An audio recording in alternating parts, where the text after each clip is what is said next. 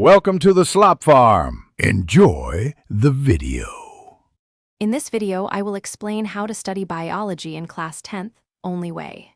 Start by reading one chapter overview, then list key terms and learning goals before diving into details. Focus on understanding concepts, not memorizing facts. Use diagrams and labeled sketches to visualize processes.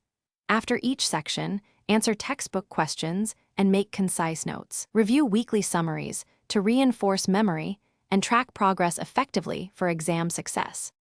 Begin by previewing headings and bold terms, then read actively with a pen in hand. Turn key sentences into questions you can answer without looking. Draw and label diagrams yourself to lock in spatial relationships. After reading, speak your summaries out loud as if teaching someone. Schedule brief daily reviews to move information from short-term to long-term memory and avoid cramming before tests.